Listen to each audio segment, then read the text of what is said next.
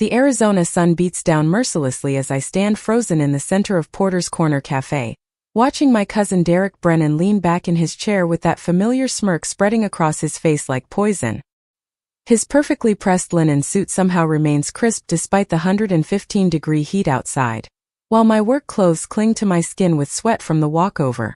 The entire cafe has gone silent, every conversation halted mid-sentence as Derek's voice carries through the space with calculated precision, ensuring that every single person present hears what he's about to say.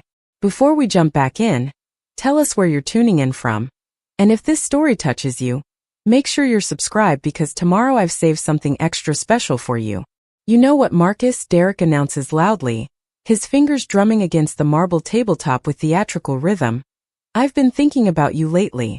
Actually, Patricia and I were just discussing it last night over dinner at the Biltmore. We were wondering when you'd finally admit that leaving the family was the worst decision you ever made. Look at you now, still scraping by, still pretending you made the right choice. His wife Patricia sits beside him, her diamond bracelet catching the afternoon light as she raises her hand to cover a mock sympathetic smile. The other family members scattered around nearby tables shift uncomfortably, some looking away while others lean in with barely concealed interest. My throat tightens as I feel the weight of their stares. I had only stopped by the cafe to grab a coffee before heading home, still wearing my casual work clothes because I'd been coding all morning and hadn't bothered to change. I didn't know the Brennan family reunion overflow crowd would be here. I certainly didn't expect to walk into an ambush orchestrated by the cousin who spent our entire childhood reminding everyone that his side of the family had money while mine had to work for everything we got. Derek continues, his voice dripping with false concern that everyone in the room can see through except perhaps himself. Remember when you walked away from the family business 10 years ago? Uncle Robert tried to warn you. My mother tried to talk sense into you. But no, you had to do things your own way, had to prove something. And now look where that independence got you. He gestures vaguely at my appearance, at the worn messenger bag slung over my shoulder, at the laptop case that's seen better days. When was the last time you could afford to take your family on a real vacation, Marcus? When was the last time you didn't have to check your bank account before buying groceries? The barista, a young woman named Keisha who I've seen here dozens of times, has stopped mid-pour, the coffee pot frozen in her hand as she watches the scene unfold. James Porter, the owner, stands behind the counter with his arms crossed, his expression darkening as Derek's monologue continues. I've known James for years. He's seen me in here working on my laptop, taking calls, meeting with clients. He knows more about my actual life than any of these family members who only see what they want to see. Patricia leans forward now, joining her husband's performance. It's really quite sad, she adds, her voice sugary sweet with manufactured pity. We were just saying how difficult it must be for Elena, stuck with someone who can't provide properly. 3 children to feed, bills piling up. I heard through Aunt Margaret that you're still renting. In Tempe, no less. Her tone makes it sound like I'm living in a cardboard box, rather than the neighborhood I actually call home. Derek nods enthusiastically, warming to his theme. You're what, 35 now? And what do you have to show for it? No real career. No property worth mentioning. No standing in the community. You know what I think, Marcus? I think in another 10 years you'll be exactly where you are now. Actually, you'll probably be worse off. Elena will have finally had enough and left, taken the kids, and you'll be completely alone. Alone and poor, just like everyone predicted when you threw away your chance at a real future. The words hit like physical blows, each one designed to cut deeper than the last. Around us, some family members nod slightly, others look down at their phones, and a few whisper to each other behind raised hands. Aunt Margaret sits in the corner booth, her expression neutral but her eyes sharp as she watches her son dismantle me in public. Uncle Robert stands near the window, arms folded across his chest, neither defending Derek nor stopping him. Their silence speaks volumes about where the family's loyalties lie. My hands clench at my sides as Derek leans back with satisfaction, clearly pleased with his performance.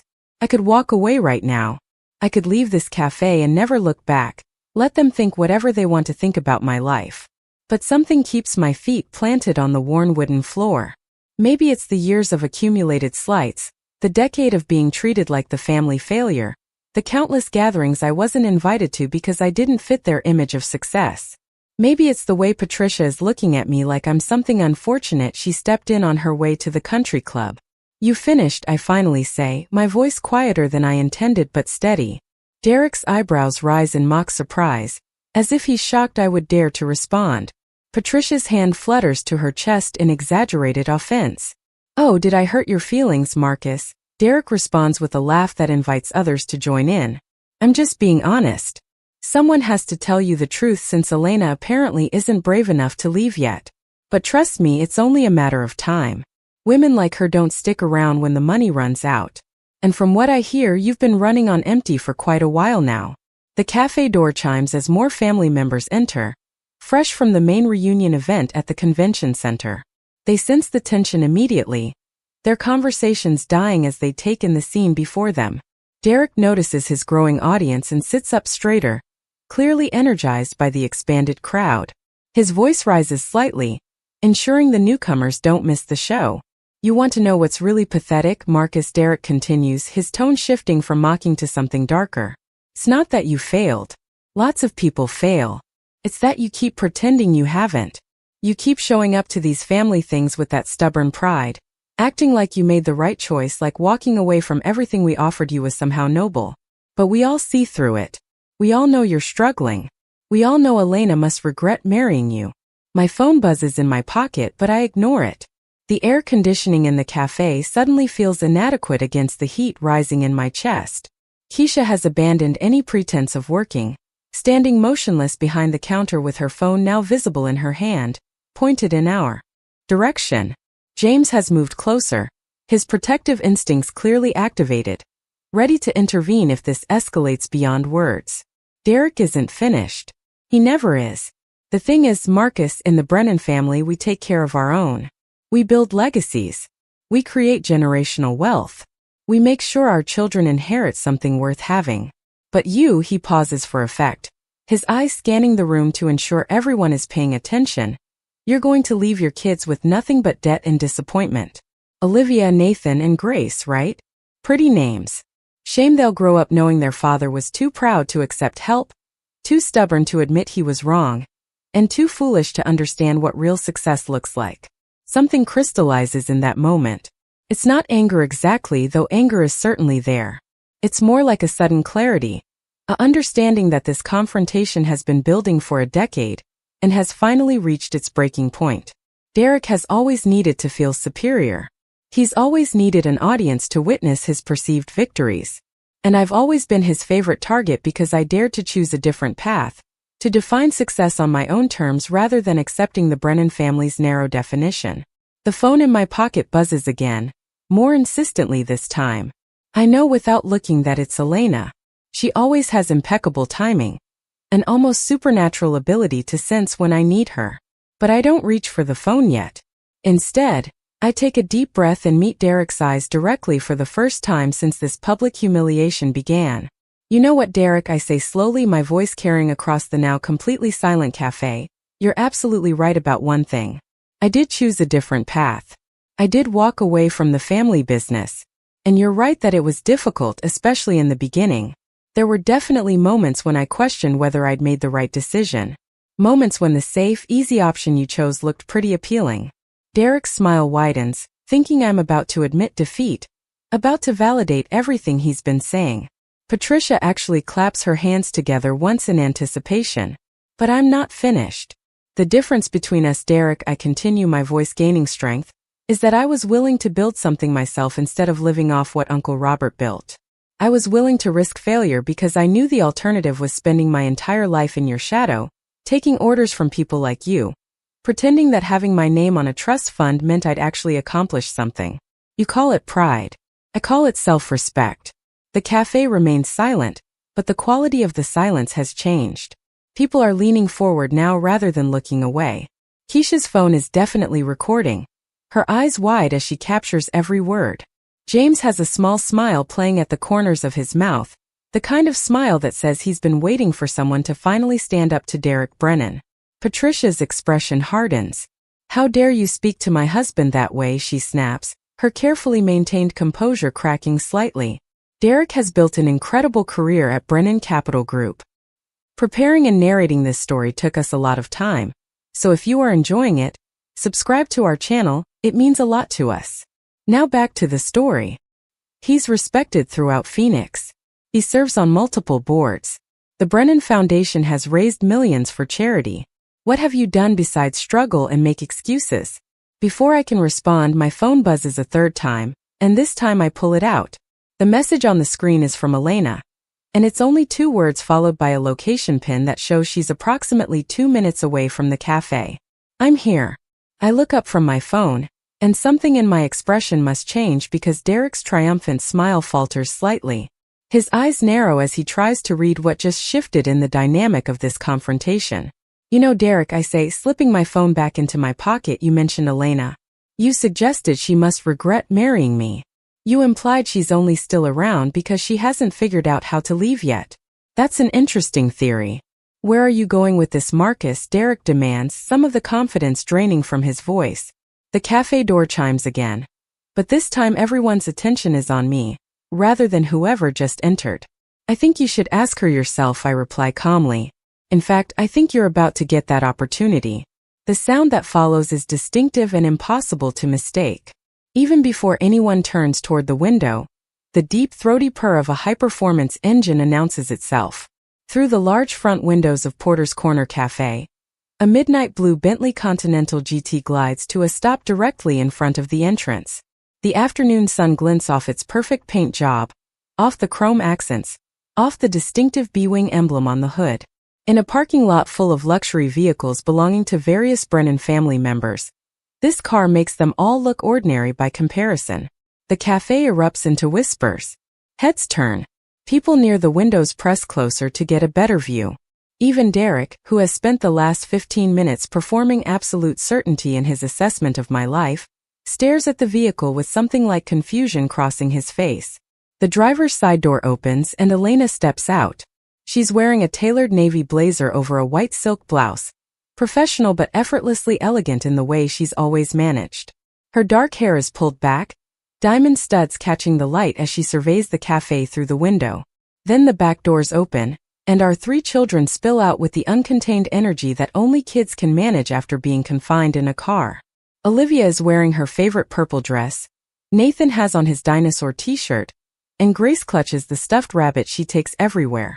Elena says something to the children, pointing at the cafe, and all 3 of them turn to look through the window.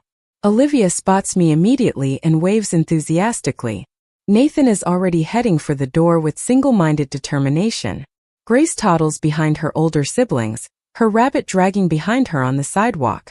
The cafe door opens and my family enters in a tumbling rush of noise and motion that shatters whatever remained of Derek's carefully constructed narrative. "Daddy," Olivia shouts, running across the cafe with complete disregard for the stunned audience around us. "You said you were just getting coffee. Why is everyone staring?" "Because Uncle Derek was just telling everyone how poor we are," I say loud enough for the entire cafe to hear. My daughter stops mid-stride and looks around with the brutal honesty only an 8-year-old can manage. "But we're not poor," she says, confused. "We have the big house with the pool. And Mommy just bought that other building downtown. And you just gave all that money to the children's hospital. Remember, there was a ceremony and everything?" Nathan has reached me now and wraps his arms around my legs without any awareness of the social dynamics playing out around him. "I miss you, Daddy," he announces. "Mommy says we can all go to the pizza place if you're done with your meeting. The fancy pizza place where they know our names." Elena follows our children into the cafe at a more measured pace, her heels clicking against the wooden floor. She surveys the scene with the same sharp assessment she brings to every situation, her eyes moving from me to Derek to the assembled family members scattered throughout the space. Then she looks at Patricia, at Aunt Margaret, at Uncle Robert, and finally back to Derek with an expression that could freeze lava. "Marcus, darling," she says, her voice carrying effortlessly across the room. "I'm so sorry I'm late. The closing on the Scottsdale property took longer than expected. You know how these multi-million-dollar commercial deals can be. So many lawyers, so much paperwork." She pauses, letting that sink in, then continues. "I hope I didn't interrupt anything important. Though from the absolute silence in here, I'm guessing I walked in on something interesting." Derek has gone very pale. Patricia's mouth opens and closes without sound. Aunt Margaret has straightened in her seat, her calculating eyes moving between Elena and me as she rapidly reassesses everything she thought she knew.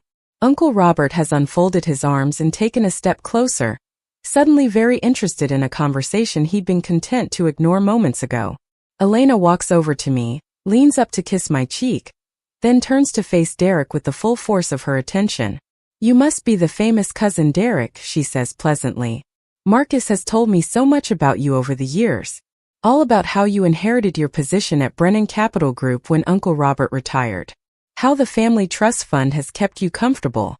How you've never actually had to build anything from scratch because it was all handed to you on a silver platter lined with other people's accomplishments." The cafe has gone from silent to absolutely dead quiet. Even the espresso machine seems to have stopped hissing. Keisha is definitely recording now, no longer trying to hide it. James is leaning against the counter with his arms crossed and a huge grin on his face. Derek finally finds his voice. "I don't know what Marcus has told you," he begins, but his usual confidence is missing. Whatever lies he's been feeding you about his success are clearly exaggerations. I mean, look at him. Look at how he's dressed. Look at where you found him, in a coffee shop in downtown Phoenix, not even able to afford an office. Elena laughs, and it's not a kind sound. "This coffee shop," she says, gesturing around the space, "is owned by James Porter, one of Marcus's oldest friends and one of his first investors when he started Vertex Digital Solutions. James made quite a lot of money from that investment, actually. Enough to expand to 3 more locations across the valley. As for where Marcus was, he was finishing up a morning coding session at home before meeting me here. We have home offices, you see.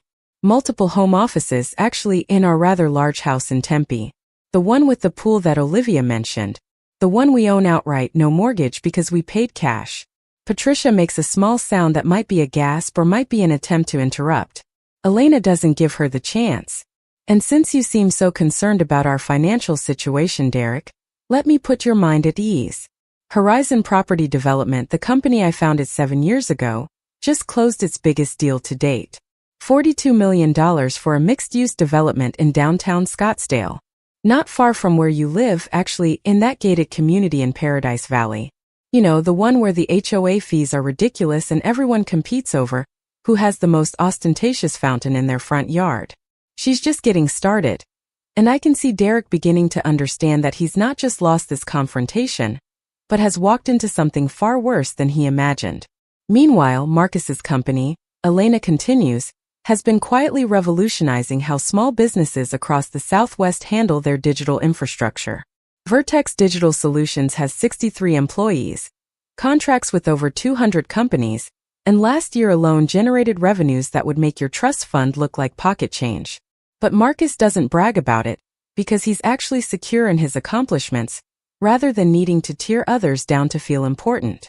Grace has gotten bored with the adult conversation, and is now pulling on Elena's hand. "Mommy, can we go see the cookies?" she asks, pointing at the display case where James keeps fresh pastries. Elena's expression softens immediately as she looks down at our youngest daughter. "Of course, sweetheart," she says gently. "James always saves the best cookies for special customers." She looks back at Derek and the softness vanishes. "But before we go, I want to make something absolutely clear to you and everyone else in this room. You just spent the last however many minutes publicly humiliating my husband, based on assumptions and outdated information. You implied that I would leave him, that our children would grow up in poverty, that Marcus had failed at everything he attempted. You did this in front of family, in front of strangers, in front of our children.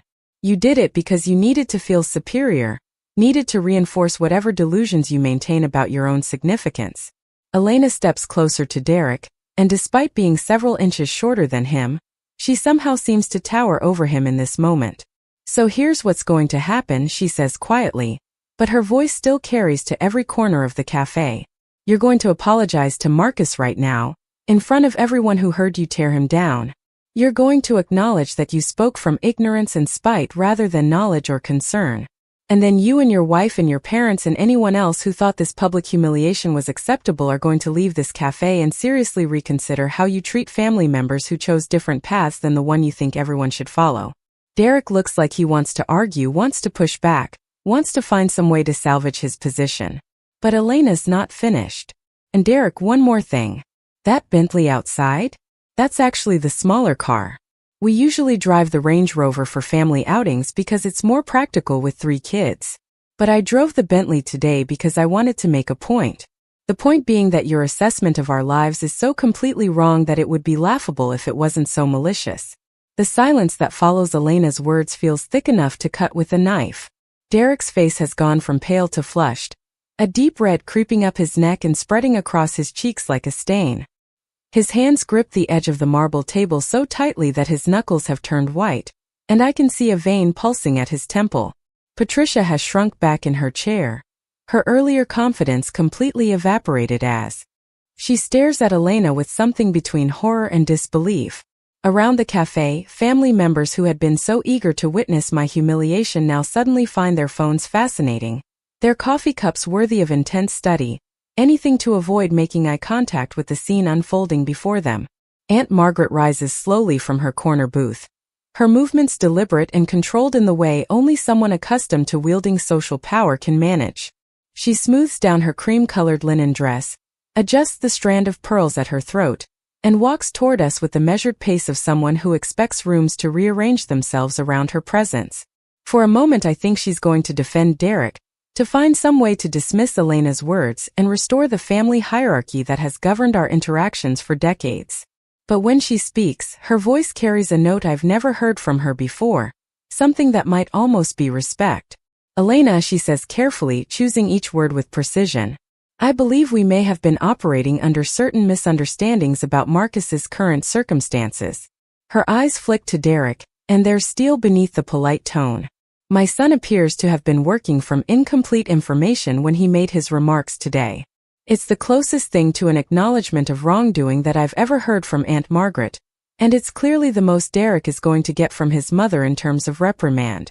But Elena doesn't accept the diplomatic deflection. She crosses her arms and regards Aunt Margaret with the same cool assessment she uses when evaluating property deals, looking for structural weaknesses and hidden problems beneath attractive facades. With all due respect, Margaret, Elena says, and her tone makes it clear that very little respect is actually being offered. This wasn't a misunderstanding based on incomplete information. This was a deliberate choice to belittle and demean someone in public, to make assumptions about his life without bothering to verify facts, and to do so in front of his children. Marcus didn't fail to provide your family with updates about his success. Your family failed to stay in touch, failed to show interest, and frankly failed to treat him like anything other than a cautionary tale you could use to make yourselves feel better about your own choices. Uncle Robert has now joined his wife, standing slightly behind her in a unified front that would be more impressive if his expression didn't betray his discomfort with the entire situation. He clears his throat, a sound that used to command immediate attention in family gatherings, but now just seems like the noise of an old man unsure of his authority. Now Elena, Uncle Robert begins, his voice carrying the patronizing tone he's perfected over decades of corporate leadership. I think we can all agree that emotions are running high right now. Perhaps we should take a step back, let everyone cool down, and discuss this situation more rationally at a later time. Marcus is family, after all, and family disagreements shouldn't be aired quite so publicly. The sheer audacity of this statement, coming from a man who stood silently by while his nephew was publicly eviscerated by his son, hangs in the air like smoke. Elena's eyebrow arches in a way that I've learned over 8 years of marriage means she's about to dismantle someone's argument with surgical precision. You're absolutely right, Robert, she says with dangerous sweetness. Family disagreements shouldn't be aired publicly. Perhaps you could have mentioned that to Derek before he spent 15 minutes announcing to everyone in this cafe, and half the extended Brennan family, that Marcus was a failure who would die alone and poor. Perhaps you could have intervened when your son was making predictions about our marriage ending and our children growing up in poverty. But you didn't. You stood there by that window with your arms crossed and let it happen. So forgive me if I don't particularly value your thoughts on appropriate family conduct right now. James has moved from behind the counter and is now standing near our table, and I notice he's positioned himself in a way that makes it clear whose side he's on in this confrontation. Keisha has been joined by 2 other baristas who emerged from the back when they heard the commotion, and all 3 young women are watching with rapt attention, their phones no longer even attempting to be subtle about recording the scene. Through the window I can see people on the sidewalk stopping to stare at the Bentley, some taking photos, a few pointing at the cafe entrance as if trying to decide whether whatever's happening inside is worth investigating.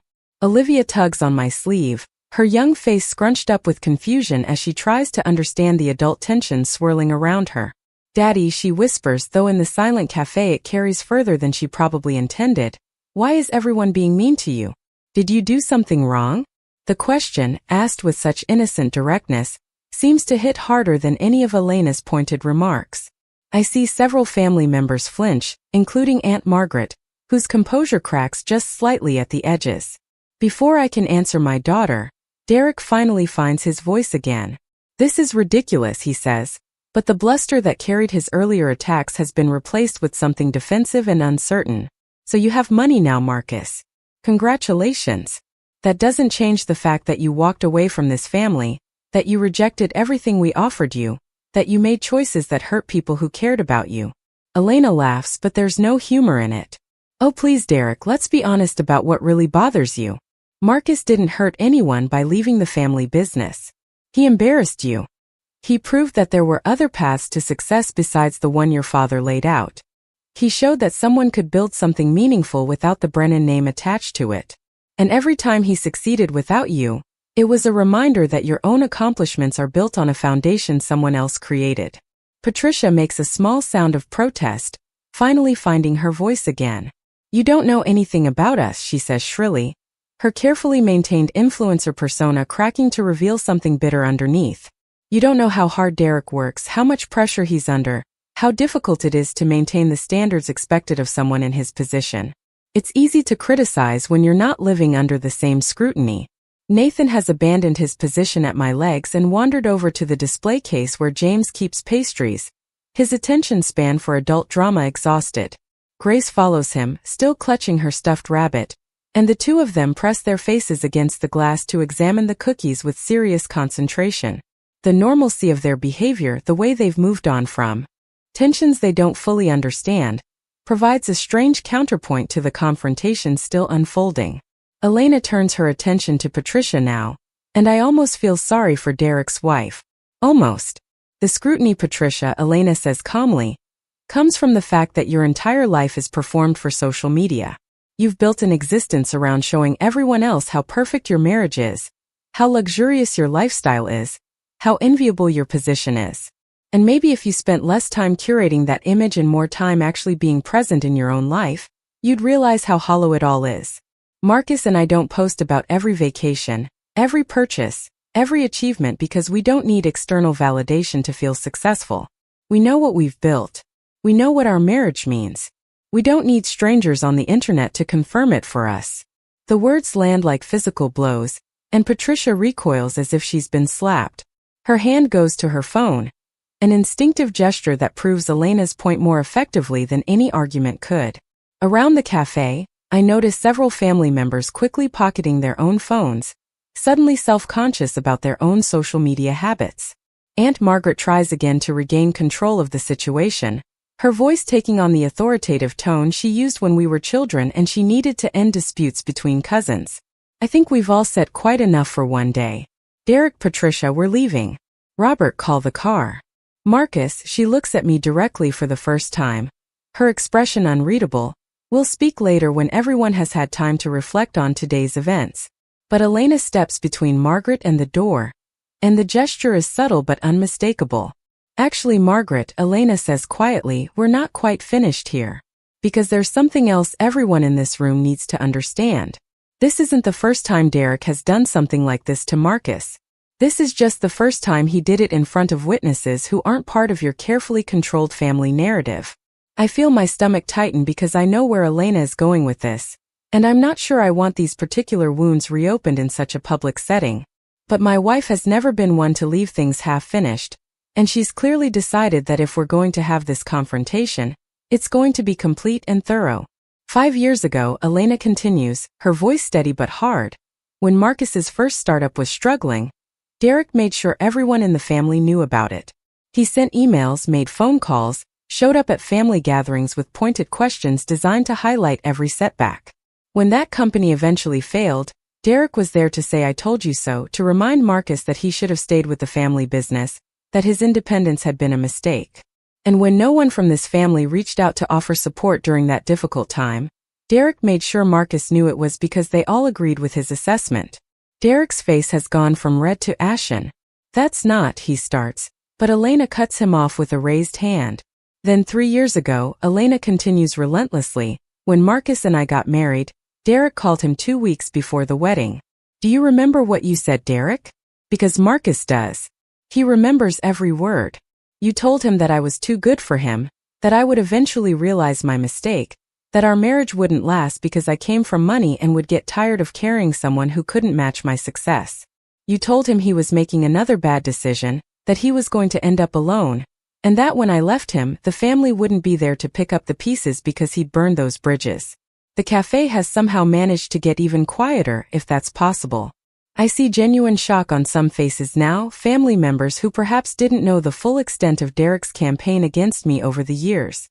Uncle Robert's expression has darkened considerably, and even Aunt Margaret looks troubled, her carefully maintained composure showing cracks. Patricia is staring at her husband with something like horror. You said that, she asks him quietly. You told Marcus that his wife would leave him? Derek won't meet her eyes, his gaze fixed on the table in front of him, and his silence is answer enough.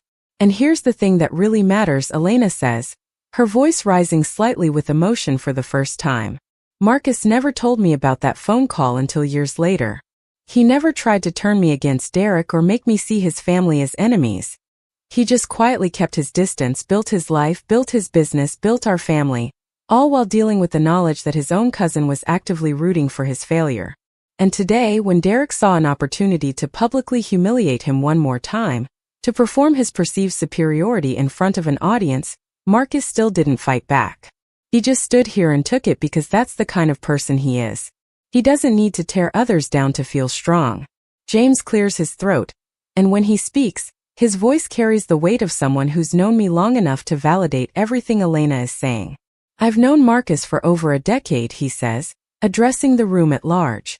I watched him build Vertex Digital Solutions from nothing. I watched him work 100-hour weeks, take risks, face setbacks, and keep going. I invested in his company not because we're friends, though we are, but because I could see he had something real. And I've watched him help dozens of other small business owners in this community, often without charging them what his expertise is worth, because he actually cares about seeing people succeed. That's not something you can fake. That's character. And it's something no amount of inherited wealth or family connections can buy. The validation from an outside source seems to shift something in the room's atmosphere. Family members who had been avoiding eye contact start looking at me differently, reassessing, reconsidering. A woman I vaguely recognize as a second cousin pulls out her phone and starts typing rapidly, and I wonder if she's searching for Vertex Digital Solutions, trying to verify what Elena and James have said. Derek finally looks up, and there's something broken in his expression, something that might be the first genuine emotion I've seen from him all afternoon. You act like I'm some kind of monster, he says, and his voice has lost all its earlier confidence. Like I spent years plotting your downfall. I didn't, Marcus. He pauses, struggling for words. I thought you were making mistakes. I thought someone needed to be realistic with you. You thought you were better than him, Elena finishes flatly. You thought your path was the only valid path. You thought success had to look a certain way, and when Marcus proved that wrong, you couldn't handle it. So you kept moving the goalposts, kept finding new ways to diminish his achievements, kept waiting for him to fail so you could be proven right. And today, when you saw him in casual clothes in a coffee shop, you jumped to conclusions without asking a single question about his actual life because you wanted it to be true. You wanted him to be struggling because it validated every choice you've made, every judgment you've passed. The accuracy of this assessment seems to deflate Derek completely. He slumps in his chair, his expensive suit suddenly looking less like armor and more like a costume. Patricia has moved slightly away from him, creating physical distance that mirrors the emotional chasm that seems to have opened between them. Aunt Margaret and Uncle Robert stand frozen, perhaps recognizing that their son's behavior reflects on them as parents, as family leaders, as the architects of the value system that produced this moment. Olivia returns from the pastry case with Nathan and Grace in tow, all three of them now holding cookies that James has clearly given them. "Daddy," Olivia says brightly, completely oblivious to the heavy atmosphere. "Mr. James says these cookies are on the house because we're valued customers." "What does that mean?" "It means James appreciates our business," I tell her, my voice rougher than I intended. "It means he's a good friend." She nods seriously, taking a bite of her cookie, then looks around at all the adults staring at us. "Why is everyone still looking?" she asks. "Are we famous or something?" The innocent question breaks whatever remaining tension was holding the room in its grip. A few people actually laugh, nervous sounds that release some of the pressure. Elena kneels down to Olivia's level, smoothing our daughter's hair with gentle fingers. "Not famous, sweetheart," she says softly. "We just had some things we needed to say to Uncle Derek and his family. Grown-up things. Boring stuff." But Grace, our youngest, pipes up with the brutal honesty only a 4-year-old can manage. "Uncle Derek was being mean to Daddy," she announces to the entire cafe. "Mommy told him to say sorry." "That's not boring. That's important. When Nathan is mean to me, he has to say sorry too. Right, Mommy?" Elena's lips twitch in what might be a suppressed smile. "That's exactly right, Grace," she confirms. "When people are mean, they should apologize. And Derek has something he needs to say to Daddy now. Don't you, Derek?" Derek sits motionless in his chair, his eyes fixed on the table's surface as if hoping it might open up and swallow him whole. The expectant silence stretches out, broken only by the soft sounds of my children eating their cookies and the distant hum of traffic outside. Every person in Porter's Corner Cafe seems to be holding their breath, waiting to see if Derek Brennan, who has spent the better part of an hour publicly destroying my reputation, can find it within himself to do what a 4-year-old understands as basic human decency. Patricia places her hand on her husband's arm, a gesture that could be either support or pressure, and leans in close to whisper something I can't hear. Derek shakes his head slightly, jaw clenched, and for a moment I think he's going to refuse entirely, that he's going to stand up, declare this whole situation beneath him, and storm out with whatever dignity he can salvage. But then Uncle Robert speaks, his voice carrying the kind of authority that comes from decades of commanding boardrooms and bending others to his will. "Derek," Uncle Robert says simply, and that single word contains volumes. It's not a request or a suggestion. It's the voice of a father who has just watched his son's behavior reflect poorly on the family name, and who knows that how Derek responds in this moment will determine how the Brennan family is perceived by everyone present. Uncle Robert built his reputation on projecting strength and control, and right now Derek is threatening that carefully constructed image. Derek's hands slowly unclench from where they've been gripping the table edge. He takes a deep breath, then another, and finally raises his eyes to meet mine. What I see there is complex, a mixture of humiliation, resentment, and something that might actually be the beginning of genuine remorse. His mouth opens, closes, opens again as he searches for words that clearly don't come easily. "Marcus," he begins, and his voice is so much quieter than the booming confidence he wielded earlier that several people lean forward to hear. He pauses, swallows hard. "I spoke out of turn today. I made assumptions about your life without having accurate information. I said things that were," he seems to choke on the next word, "inappropriate and hurtful. In front of your family." In front of, his eyes flick to where Olivia, Nathan and Grace stand watching him with open curiosity. "Your children." Elena's expression doesn't soften, but she gives a slight nod that indicates Derek should continue. He seems to draw strength from this minimal acknowledgement, or perhaps he's just desperate to get through this ordeal as quickly as possible.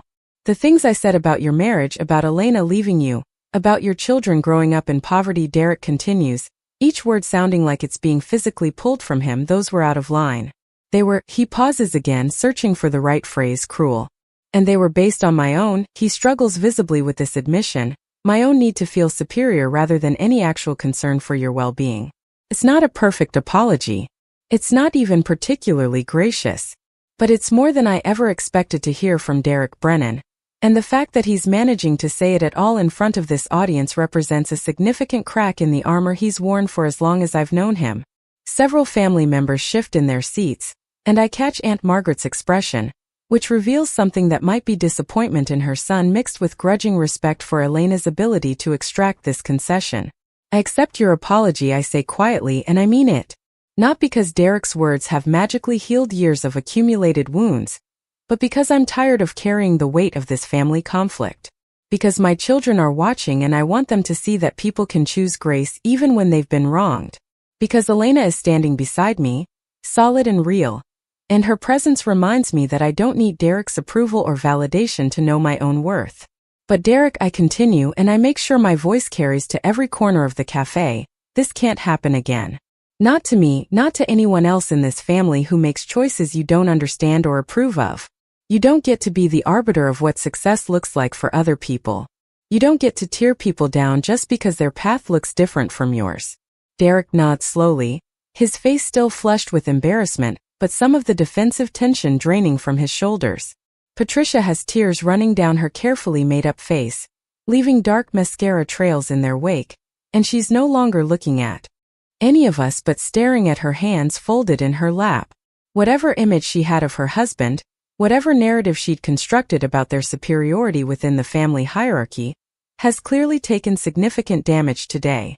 Aunt Margaret steps forward now, and when she speaks, her voice has lost some of its imperious edge. Marcus, she says carefully, I believe I owe you an apology as well. I stood by while Derek said those things to you. I allowed it to continue without intervention because she pauses, and this admission seems to cost her something because some part of me believed he was right. Not about the specifics perhaps, but about the broader principle. I thought you had made a mistake leaving the family business. I thought your independence was prideful and foolish. I see now that my judgment was, she searches for the right word, premature. It's the closest thing to an admission of fault I've ever heard from Aunt Margaret, and it's clear from the shocked expressions on several family members' faces that this represents a significant departure from her usual unwillingness to acknowledge error. Uncle Robert looks like he wants to say something, perhaps to soften his wife's words or to reassert control over the situation, but Aunt Margaret silences him with a single sharp look. We have not been good family to you, Aunt Margaret continues, and now I can hear real regret in her voice beneath the formal phrasing. We shut you out when you chose a different path. We did not celebrate your successes because we were too invested in being proven right about our own choices. We did not welcome Elena as we should have, did not make efforts to know your children, did not. She stops, seeming to recognize that the list of failures could go on indefinitely. We failed you in the ways that matter most to family. The admission hangs in the air like smoke, and I see its impact ripple through the assembled relatives. Some look guilty, others defensive. A few seem to be having genuine revelations about their own behavior toward me over the years. The woman I thought was a second cousin is crying openly now, and an older uncle I vaguely remember from childhood gatherings has his head in his hands. Elena's hand finds mine, her fingers lacing through my own in a gesture of solidarity and support. I squeeze back, grateful for her presence, for her fierce defense of me, for her unwillingness to let this family's narrative go unchallenged. Olivia has finished her cookie and now leans against my leg, her small body warm and trusting. Nathan and Grace have discovered a collection of magazines on a nearby table and are flipping through them with intense concentration, their attention spans for adult drama completely exhausted. James clears his throat from behind the counter, and when he speaks, his tone is gentle but firm. I think he says carefully that maybe what everyone needs right now is a little space to process today's events.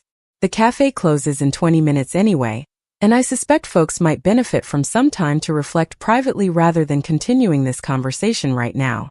It's a diplomatic suggestion that gives everyone an out, a way to end this confrontation without anyone having to explicitly retreat or surrender. Uncle Robert seizes on it immediately, turning to Aunt Margaret with visible relief. That's an excellent idea, he says, already moving toward the door. We should head back to the house. There's still the evening reception at the hotel to prepare for. But Aunt Margaret doesn't move. Instead, she looks at Elena, then at me, and asks a question I never expected to hear from her. Will you come?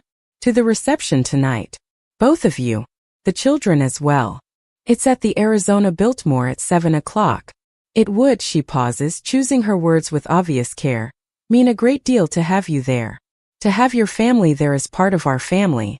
The invitation catches me completely off guard. For 10 years I've been excluded from major family events, relegated to the periphery of Brennan family life, And now Aunt Margaret is extending an olive branch in the form of an invitation to what I know is the biggest social event of the family reunion weekend. I look at Elena, trying to gauge her reaction, but her expression is carefully neutral. "We'll think about it," Elena says diplomatically, which is neither acceptance nor rejection but leaves the door open. "Right now we have plans with the children, and Marcus and I need to discuss whether attending would be the right choice for our family. But we appreciate the invitation." Aunt Margaret nods, seeming to understand that this is the most she's going to get right now. She turns to Derek and Patricia, and her voice takes on a sharper edge. "Derek, Patricia, you will also attend the reception. And before you arrive, you and I will have a conversation about appropriate behavior and family responsibility." Her tone makes it clear that this upcoming conversation will not be pleasant for her son. Derek and Patricia rise from their table like chastised children, both of them avoiding eye contact with everyone in the cafe as they make their way toward the exit. As Derek passes our table, he stops briefly, opens his mouth as if to say something more, then seems to think better of it and continues toward the door. Patricia follows, her designer handbag clutched against her chest like a shield, her earlier superiority replaced with obvious distress. Other family members begin gathering their things, preparing to leave in the wake of Derek and his parents. As they file out, some avoid looking at me entirely, others offer small nods or tentative smiles that might be attempts at reconciliation. The second cousin who was crying earlier actually stops to speak to me directly, her voice thick with emotion. "Marcus, I'm Jennifer," she says, though I have no memory of ever meeting her before. "We're technically second cousins through your grandmother's side. I just wanted to say that what Derek did today was wrong, and I'm sorry that so many of us just sat here and let it happen. I've been on the receiving end of this family's judgment too, when I divorced my husband 5 years ago, and I should have spoken up. I didn't, and I regret that." Her honesty is unexpected and touching, and I find myself genuinely moved by the apology. "Thank you, Jennifer," I tell her. "That means more than you might think." She nods, squeezes my shoulder briefly, and then follows the other relatives out of the cafe. Within minutes, the space has cleared of Brennan family members, leaving just my family, James, Keisha, and the 2 other baristas who have been witnessing this entire drama unfold. The energy in the room shifts immediately, the oppressive weight of family expectations and social hierarchy lifting like fog burning off in the morning sun. Keisha approaches our table cautiously, her phone still in her hand. "I'm really sorry if this is inappropriate," she begins, clearly nervous, "but I recorded a lot of what just happened. Not to be creepy or anything, but because it felt important. Like people should see this. The way your wife stood up for you, the way that Derek guy got put in his place. Would you mind if She hesitates, unsure how to finish the sentence. "If you posted it online," Elena finishes for her, and Keisha nods quickly. Elena looks at me, a question in her eyes, leaving the decision to me. I think about Derek's social media presence, about Patricia's carefully curated Instagram feed, about the way the Brennan family has always controlled their public narrative. I think about how many other people might be dealing with similar family dynamics, might be struggling with relatives who tear them down instead of building them up. "Go ahead and post it," I tell Keisha. "But maybe edit out the parts with my kids if you can. They didn't ask to be part of this, and I want to protect their privacy as much as possible." Keisha's face lights up with excitement and relief. "Absolutely, I can definitely do that," she says quickly. "And if you want me to take it down at any point, just let me know. I'm not trying to exploit your situation or anything. I just think people need to see what real family support looks like. The way your wife defended you was," she pauses, searching for the right word, "epic." Elena laughs at this, a genuine sound that carries none of the hard edges from earlier. "Epic is definitely one word for it," she agrees, though I prefer to think of it as simply standing up for the person I love, which should be the baseline for how spouses treat each other, not some exceptional act worthy of viral video status. James comes over with fresh drinks for all of us, the complicated espresso creations he knows we prefer. "On the house," he says firmly when I reach for my wallet. "After what you just went through, the least I can do is provide free caffeine." He sets the drinks down and settles into a chair at our table, his expression serious. "That was intense, Marcus. Are you okay?" The question is simple but profound, and I realize that underneath the adrenaline and shock of the confrontation, I'm actually processing a complicated mix of emotions. Relief that the truth is finally out there, that the family's misconceptions have been corrected. Anger at Derek for the years of accumulated slights and today's public humiliation. Sadness at the reality of how broken my relationship with my extended family has become. But underneath all of that, something that feels surprisingly like freedom. I think I'm better than okay, I tell James honestly. I think I've been carrying around this weight for so long, this sense that I needed to prove something to them, that I needed their approval or validation. And watching Elena dismantle their entire narrative today, I realize I don't need any of that. I have my own family, my own life, my own success. Their opinion of me doesn't change any of those realities. Nathan has abandoned the magazines and wandered back over to climb into my lap, his small body fitting perfectly against my chest the way it has since he was a baby. Daddy, he says seriously, that man who said mean things to you, is he still our uncle? The question is so direct, so uncomplicated by adult complexities, that it makes everyone at the table pause. Yes, buddy, he's still your uncle, I tell him gently. Sometimes family members say things they shouldn't, do things that hurt each other. But that doesn't stop them from being family. It just means the relationship is complicated. Nathan considers this with the intense focus he brings to all new information. Like when Olivia broke my toy truck but she's still my sister, he asks, and I have to smile at the comparison. Exactly like that, I confirm. Though Uncle Derek's mistake was a lot bigger than breaking a toy truck. Olivia, overhearing this, looks up from where she's been showing Grace pictures in a magazine. Uncle Derek should buy you a new toy truck then, she announces with the unshakable logic of an 8-year-old. When I break Nathan's stuff, you make me use my allowance to replace it. Uncle Derek is a grown-up, so he has more allowance and should buy an even better truck. Elena nearly spits out her coffee, trying not to laugh. Out of the mouths of babes she manages, and James is openly grinning now. Your daughter has a point, Marcus. Maybe Derek's apology should come with some material restitution. I'm thinking the Bentley would be a good start. The tension that's been coiled tight in my chest since this whole ordeal began finally starts to unwind as we sit there laughing, my children oblivious to the deeper implications of what just transpired, my wife radiating satisfaction at having thoroughly dismantled my family's false narrative, and my friend James providing the kind of steady support that matters more than any amount of family obligation. This, I realize, is what actually matters. Not Derek's opinion, not Aunt Margaret's approval, not Uncle Robert's assessment of my choices. This moment, this table, these people. Keisha approaches again, this time with her phone turned around to show us the screen. I already edited the video and posted it on my TikTok, she says a little nervously. It's been up for like 5 minutes and it already has 2,000 views. People are losing their minds in the comments. She scrolls through rapidly, and I catch glimpses of comment after comment praising Elena, condemning Derek, sharing similar stories of family betrayal and vindication. James leans over to look at the screen and whistles low. 2,000 views in 5 minutes? Keisha, this is about to go seriously viral. I hope everyone in that video is prepared for the internet to have opinions about their lives. He looks at me with concern. Are you sure you're okay with this, Marcus? Once it's out there, you can't control the narrative anymore. But that's exactly the point, Elena says before I can respond. The Brennan family has controlled their narrative for decades. They've decided who gets to be successful, what success looks like, who deserves recognition and who deserves judgment. This video doesn't need our control because the truth speaks for itself. Let the internet have its opinions. They won't be any harsher than what Derek has been saying about Marcus for years. Except this time people will also see Marcus being defended. My phone, which has been silent in my pocket throughout this entire ordeal, suddenly starts buzzing with rapid-fire notifications. I pull it out to find messages flooding in from numbers I don't recognize, from old acquaintances I haven't spoken to in years, from business contacts and distant relatives. The video has apparently spread beyond just Keisha's TikTok already, shared and reshared across multiple platforms. One message catches my eye, from someone named Thomas Brennan, who I vaguely remember as a cousin roughly my age who moved to Seattle years ago.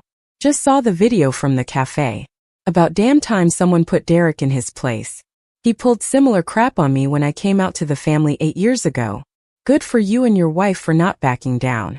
Proud to be related to you even if distantly. I show the message to Elena, who reads it with raised eyebrows. Looks like Derek has been making enemies across the family tree for years, she observes. I wonder how many other relatives have stories like this. How many other people he's judged and dismissed and made to feel less than. Probably more than we know, James says quietly. People like Derek rarely limit their cruelty to just one target. They need to maintain their sense of superiority, which means constantly finding new people to look down on. It's exhausting and it's toxic, but it's also predictable. Grace has fallen asleep in her chair, her head resting on the table next to her half-eaten cookie, the stuffed rabbit clutched in her small hand. Elena gently brushes hair back from our youngest daughter's face, her expression softening with the kind of maternal tenderness that still catches me off guard even after 8 years of watching her mother our children. We should probably head home, Elena says softly. It's been a long day and the kids need dinner and baths in their normal routine. Plus, she looks at me meaningfully, we need to decide whether we're actually going to that reception tonight. The drive home from Porter's Corner Cafe takes us through streets I've traveled countless times. But today everything looks different somehow. Elena navigates the Bentley with practiced ease, her hands relaxed on the steering wheel despite the intensity of what just transpired. In the back seat, Olivia and Nathan are engaged in an animated discussion about what they want for dinner, while Grace has fallen back asleep in her car seat, her stuffed rabbit tucked securely under her chin. The normalcy of it all feels surreal after the confrontation with Derek and the family. My phone continues to buzz intermittently with notifications, but I've stopped checking them. The video has taken on a life of its own now, spreading through social media channels faster than I can track. What started as Keisha's TikTok post has apparently been picked up by multiple platforms, with people sharing, commenting, and dissecting every moment of the cafe showdown. Part of me wants to read through all the responses, to see how strangers are interpreting what happened, but a larger part recognizes that their opinions don't actually matter to my life. Elena glances over at me, one hand leaving the steering wheel to briefly squeeze my knee. You're thinking too loud, she says with a small smile. I can practically hear the gears turning in your head from over here. Talk to me. What's going through your mind right now? I'm not entirely sure how to articulate the complicated mix of emotions swirling through me. Vindication sits alongside exhaustion. Relief mingles with lingering anger. And underneath it all runs a current of something that feels like grief. Grief for the family relationships that never were what I hoped they'd be, for the years wasted trying to earn approval that was never going to come, for the version of the Brennan family that existed only in my imagination.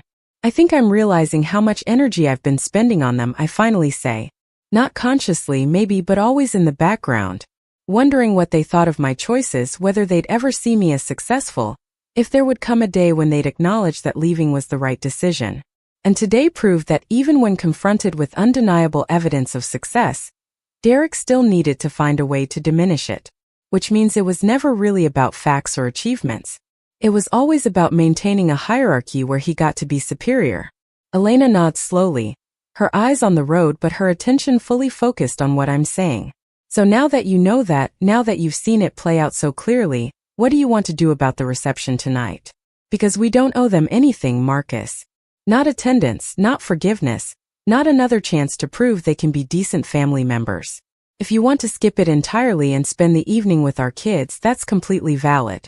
The Arizona landscape slides past the windows, desert giving way to the developed areas of Tempe as we approach our neighborhood. The sun is beginning its descent toward the horizon, painting the sky in shades of orange and pink that seem almost aggressive in their beauty. I watch Olivia in the rearview mirror, see her gesturing enthusiastically as she explains something to her brother, and think about what kind of example I want to set for my children about family, about forgiveness, about knowing when to walk away and when to extend grace. I want to go, I hear myself say, surprising even myself with the certainty in my voice. Not because I think it's going to magically fix everything or because I'm expecting some grand reconciliation, but because Aunt Margaret extended an invitation, an actual olive branch, and I think showing up demonstrates something important.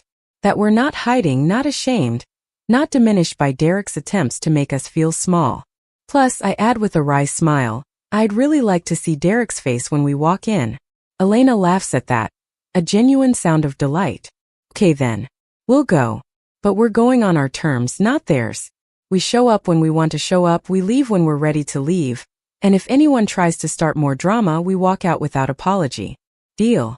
Deal, I confirm and feel something settle in my chest. A decision made, a path chosen, and the knowledge that whatever happens tonight, I have Elena beside me and our family intact. Everything else is just noise. We pull into our driveway, and I take a moment to really look at our home with fresh eyes. It's a contemporary design with clean lines and large windows that let in the desert light, surrounded by carefully maintained xeriscaping that thrives in Arizona's climate. Solar panels angle across part of the roof, feeding energy back into our system. The attached garage houses not just the Range Rover that Elena mentioned earlier, but also my Tesla and a collection of bikes the kids are slowly growing into. It's not ostentatious in the way Derek's Paradise Valley mansion is, but it's undeniably substantial, undeniably successful, undeniably ours. Olivia and Nathan tumble out of the back seat as soon as Elena puts the car in park, racing each other to the front door with the boundless energy only children possess after being confined in a vehicle. I carefully extract Grace from her car seat, trying not to wake her, and she settles against my shoulder with a soft sigh. Elena grabs her work bag and my messenger bag, and we make our way inside together. The house welcomes us with the cool air of climate control and the familiar sense of home. Olivia has already kicked off her shoes by the door, a habit we've been trying to instill with mixed success, and Nathan is heading straight for the kitchen, announcing his hunger to anyone who will listen. I carry Grace upstairs to her room and lay her gently on her bed, pulling a light blanket over her. She'll probably wake up within the hour, but for now she needs the rest. When I come back downstairs, Elena is in the kitchen with Olivia and Nathan, discussing dinner options with the kind of patient negotiation required when dealing with children who have strong opinions about food. I lean against the doorway, watching my wife efficiently manage our kids' competing demands while simultaneously checking something on her phone, and feel a surge of gratitude so intense it's almost painful. This woman, who could have had anyone, who had every opportunity and advantage, chose me. Chose us. And when my own family tried to tear me down, she stood like a wall between their cruelty and my dignity. Nathan notices me watching and runs over, wrapping his arms around my legs in an impromptu hug. "Daddy, we're having pasta because Olivia won the negotiation," he reports seriously. "But I get to pick the dessert later, so it's fair." He looks up at me with complete trust that I'll agree with this arrangement, and I ruffle his hair affectionately. "Sounds like an excellent compromise," I tell him. "You're becoming quite the diplomat, buddy." He beams at the praise, not entirely sure what diplomat means but recognizing it as a compliment, and releases me to return to the kitchen where Elena is pulling ingredients from the refrigerator. My phone buzzes again, and this time I check it to find a message from Sofia Martinez, my former business mentor and one of the people who believed in me when Vertex Digital Solutions was just an idea scribbled on napkins. The message includes a link to what appears to be a news article, followed by her comment. "You've made the local news cycle." Channel 12 just ran a segment about family dynamics and public shaming in the age of social media, using your cafe video as the primary example. Call me when you get a chance. We should talk about how to handle the media attention this is generating. I click the link and find myself watching a professionally edited news segment that features clips from Keisha's video, interviews with relationship experts discussing toxic family dynamics, and commentary from a social media analyst explaining why the video has resonated so strongly with viewers. The segment is titled "When Family Becomes Toxic," and the anchor's introduction is sympathetic to my position, framing the incident as an example of how economic anxiety and class consciousness can poison family relationships. Elena appears at my shoulder, reading over my arm. "Well," she says dryly, "that didn't take long. We're officially a news story now. How do you feel about that?" "Honestly, I'm not sure yet," I admit. Part of me wishes this could have stayed private, just family drama that we dealt with internally. But another part recognizes that making it public might actually create some accountability. Derek can't just sweep this under the rug and pretend it never happened when thousands of people have seen him at his worst. My phone rings and Sophia's name appears on the screen. I step out onto our back patio to take the call, seeking a moment of privacy away from the dinner preparations and children's voices. The desert evening air is still hot but beginning to cool, and I can hear the sound of our neighbor's pool filter humming in the background. "Marcus," Sophia's voice is warm but concerned when I answer. "I just saw the video in the news coverage. Are you okay? And more importantly, do you need any help managing this situation? Because it's about to get significantly bigger if the trajectory continues." I'm okay, I tell her and realize that I actually mean it. It was intense and uncomfortable, but Elena handled it perfectly. We're actually planning to attend the family reception tonight, which I know probably sounds crazy given everything that just happened. Sophia is quiet for a moment, and I can almost hear her processing this information through her strategic mind. That's actually brilliant, she says finally. Shows confidence, demonstrates that you're not hiding or ashamed, and sends a message that Derek's attempt to humiliate you failed spectacularly. But Marcus, you need to be prepared for the possibility that reporters might show up at that reception. The Brennan family is well known in Phoenix social circles, and this story has all the elements that media loves. Wealthy family, public confrontation, social media virality, and a redemption arc. It's narrative gold. The thought of reporters at the reception hadn't occurred to me, and I feel my stomach tighten at the prospect. What would you recommend, I ask. Should we skip it after all? Try to let this blow over? No, Sophia says firmly. You go. You hold your head high. You bring your beautiful wife, and if anyone asks questions, you give them the simplest possible statement. Something like, today was about family dynamics that have been complicated for years, and we're hopeful that honest conversations can lead to healthier relationships moving forward. Don't trash Derek, don't get into specifics, just stay dignified and brief. Let the video speak for itself, but show that you're taking the high road going forward. Her advice is solid, the kind of strategic thinking that helped me navigate the early challenges of building my business.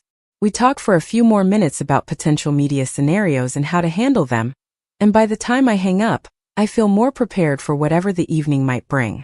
Back inside, Elena has corralled the children into setting the table, a task they approach with varying degrees of enthusiasm and competence. Grace has woken up from her nap and is carefully placing napkins at each seat, her tongue sticking out slightly in concentration. Olivia is folding napkins into elaborate shapes she learned from a YouTube video, and Nathan is methodically counting out forks and spoons, determined to get the numbers exactly right. I slip my arms around Elena's waist as she stirs sauce on the stove, pressing a kiss to her temple. Thank you, I say quietly. For everything today. For defending me, for seeing through Derek's performance, for being exactly who you are. She leans back against me, her hands still working but her body relaxing into my embrace.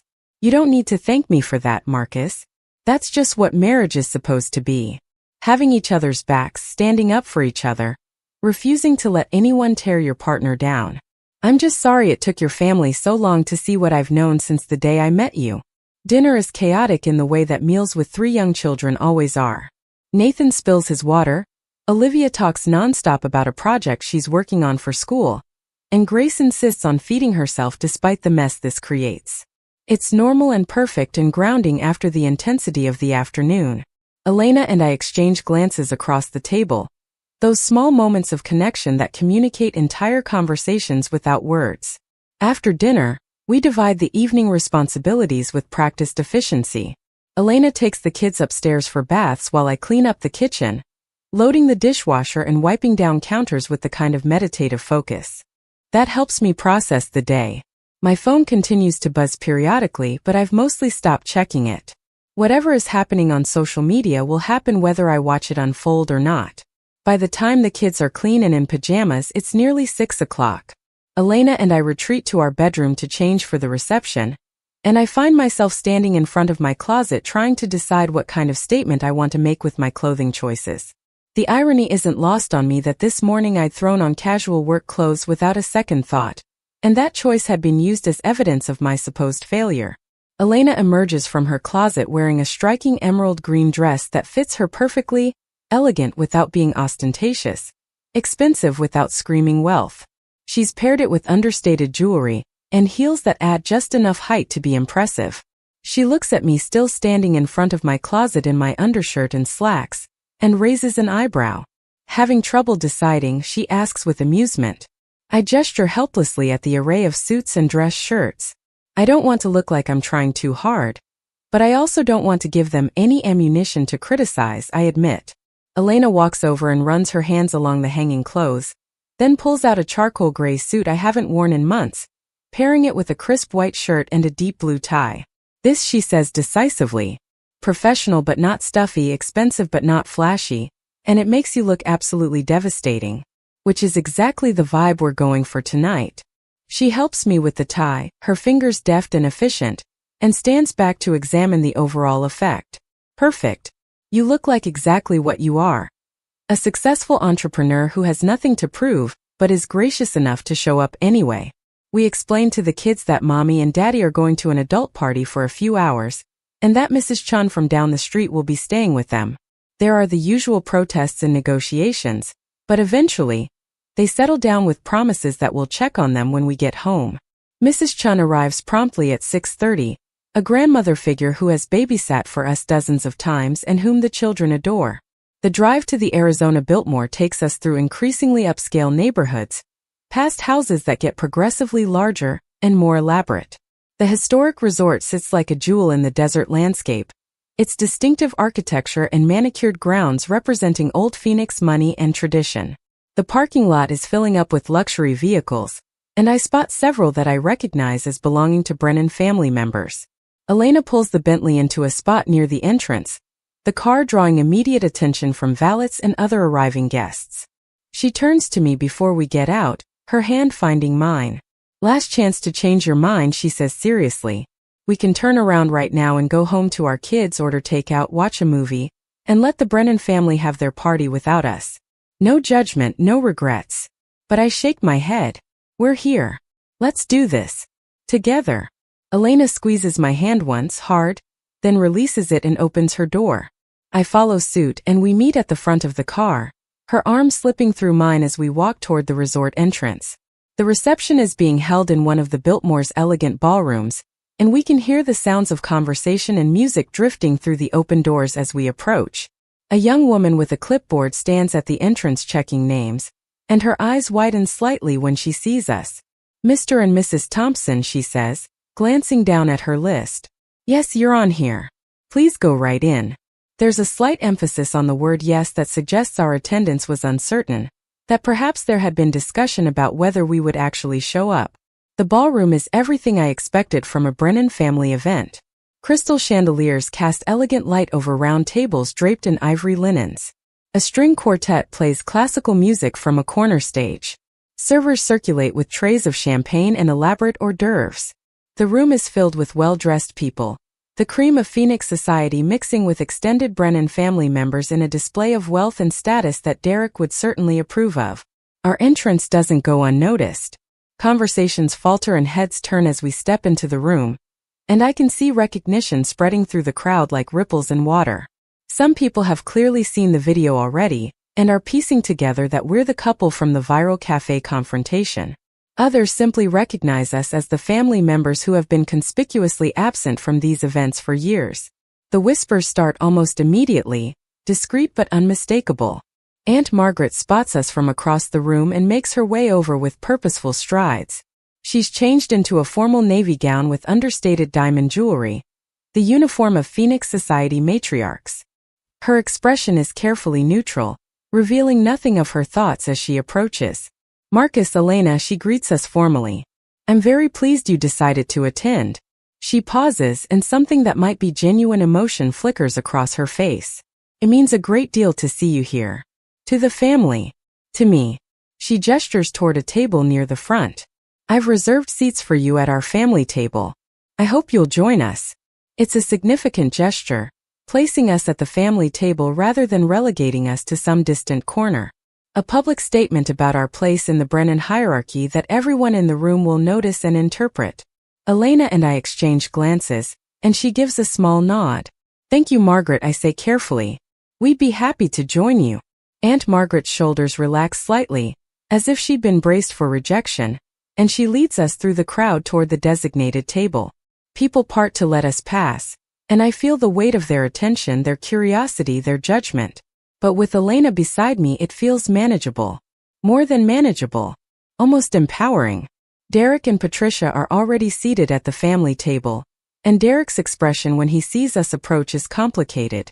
There's embarrassment, certainly, but also what might be grudging respect, and underneath it all, the lingering resentment of someone who has been forced to acknowledge a reality he'd rather deny. Patricia looks like she's been crying. Her makeup carefully reapplied but not quite hiding the evidence of tears. Uncle Robert stands when we reach the table, a gesture of formal respect that surprises me. "Marcus, Elena," he says gruffly. "Glad you could make it." His tone is awkward, uncertain, as if he's not quite sure how to interact with us now that the family dynamics have shifted so dramatically. We take our seats, and the table settles into an uncomfortable silence broken only by the ambient sounds of the party around us. A server appears with champagne, and Elena accepts a glass while I do the vaguely as a distant cousin approaches our table with visible hesitation. His name is Philip, and I remember hearing years ago that he'd been disowned for some transgression against family expectations, though I never learned the details. He's dressed well enough for the occasion, but there's something in his bearing that speaks of someone who exists outside the Brennan sphere of influence, who has built a life independent of their approval. "I wasn't sure I should come tonight," Philip says, addressing the table but looking primarily at Aunt Margaret and Uncle Robert. "I received an invitation like always, even though I haven't been welcome at family events in 15 years. I almost threw it away. But then I saw that video from the cafe today and I thought maybe, just maybe, something was finally shifting in this family." He pauses, gathering courage. "I was cut off when I was 25 because I refused to go to law school. I wanted to be a teacher, working with special needs children. Uncle Robert called it a waste of my education and my potential. Aunt Margaret said I was being selfish and foolish, throwing away opportunities that others would kill for." Philip's voice grows stronger as he continues. "I became a teacher anyway. I've spent the last 15 years working with kids that society often overlooks, kids who need patience and understanding and advocates. I make a fraction of what I would have made as a lawyer, and I've never regretted the choice for a single day. But I lost my family over it. Lost connections to cousins I grew up with, lost invitations to gatherings, lost the safety net that comes with being part of the Brennan network. And the hardest part wasn't the financial loss or even the social isolation. It was knowing that my family valued their idea of success more than they valued me as a person." Elena's grip on my hand tightens as we listen, and I see tears running down Jennifer's face. Thomas has his arm around a young woman I don't recognize, offering silent support as she wipes at her own eyes. Even some of the society guests who came as friends rather than family seem moved by Philip's testimony, their expressions reflecting discomfort with what they're learning about the family they thought they knew. Uncle Robert finally speaks, and his voice carries none of its usual authority. "Philip, he stops, seeming to realize that whatever he was about to say would be inadequate. "I thought I was protecting you from making a mistake. I thought steering you toward a more lucrative career was my responsibility as your uncle. I see now that I was wrong. That we were wrong." He gestures to include Aunt Margaret. "But saying that doesn't undo 15 years of estrangement, does it?" "No," Philip agrees quietly. "Doesn't. But it's a start. And maybe that's all we can hope for tonight. A start." He nods at me across the table. "Thank you, Marcus. For standing up to Derek, for refusing to accept the narrative they tried to force on you, for giving the rest of us permission to finally tell our truths. What happened today needed to happen. It's been billed the same." Aunt Margaret raises her glass slightly, and we all follow suit in what feels like an obligatory toast. "To family," she says simply, and the word carries layers of meaning that everyone at the table understands differently. We drink and I feel the champagne bubbles sharp and cold against my tongue. Jennifer, the second cousin who apologized to me at the cafe earlier, approaches our table with visible nervousness. "Marcus," she says hesitantly, "I hope I'm not interrupting, but I wanted you to know that several of us younger family members have been talking, and we're really glad you came tonight. What happened at the cafe, what Derek said, that doesn't represent all of us. Some of us have been dealing with similar issues in this family for years, and seeing you and Elena stand up to it was," she pauses, searching for the right word, "inspiring." Her words carry to others nearby, and I see several people nodding in agreement. A young man I don't recognize approaches, introducing himself as Thomas, the cousin who messaged me earlier about Derek's treatment when he came out. In person, he's tall and well-dressed, with kind eyes that reflect genuine warmth. "I meant what I said in my message," Thomas tells me quietly. "Derek made my life hell 8 years ago when I told the family I was gay. Aunt Margaret and Uncle Robert weren't much better, though they at least pretended to be civil about their disappointment. I stopped coming to these events because I got tired of being treated like a shameful secret.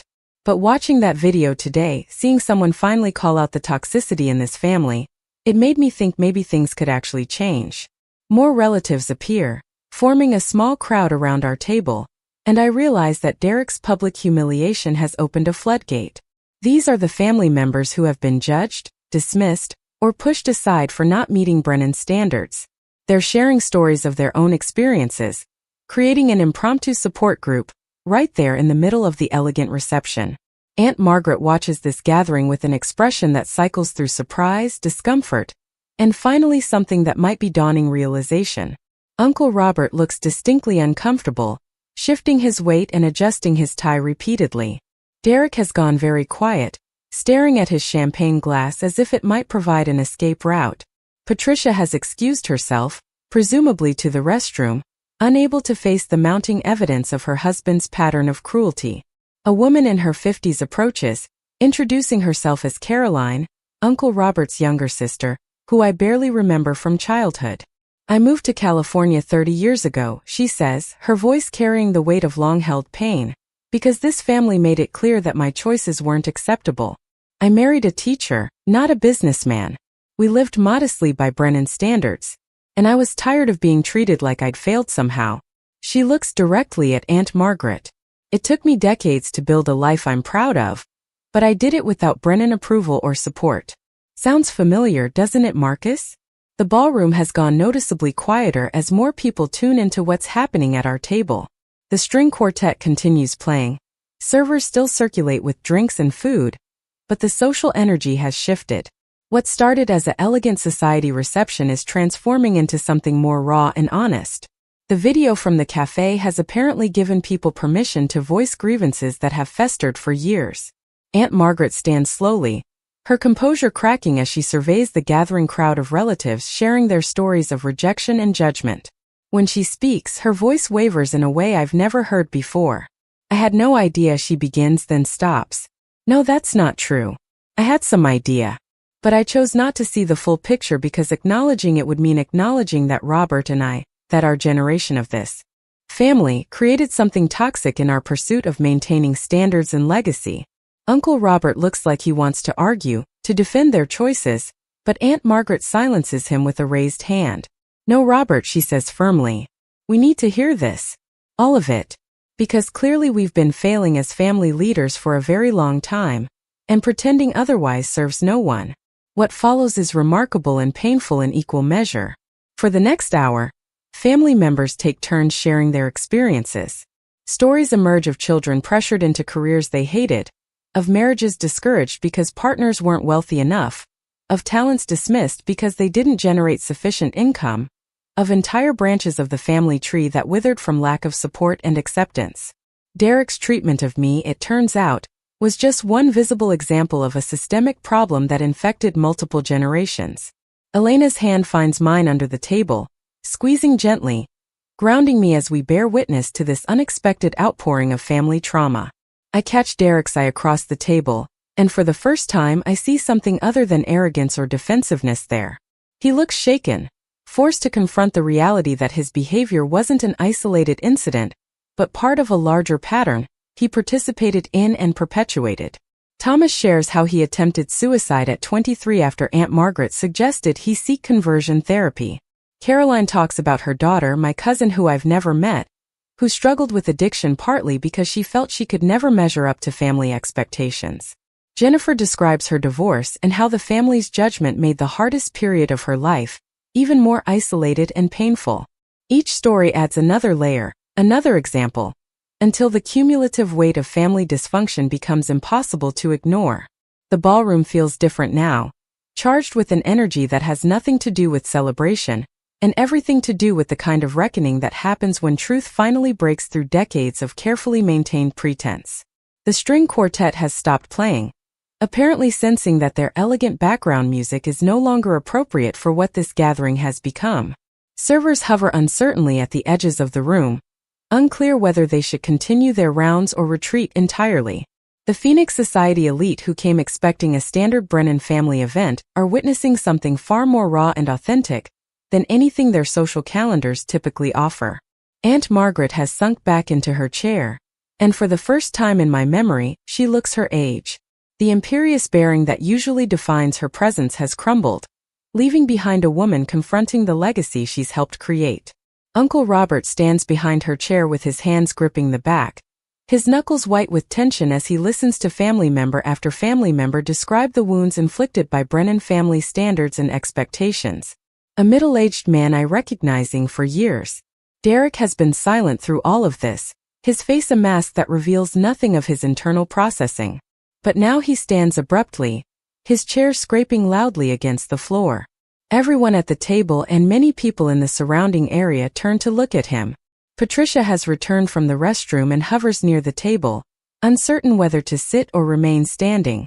Derek's jaw works as if he's chewing on words, trying to find the right ones or perhaps trying to swallow them back down. "I need to say something," Derek announces, and his voice is rough with emotion I've never heard from him before. "I've been sitting here listening to all of you share your stories, and every single one feels like an indictment.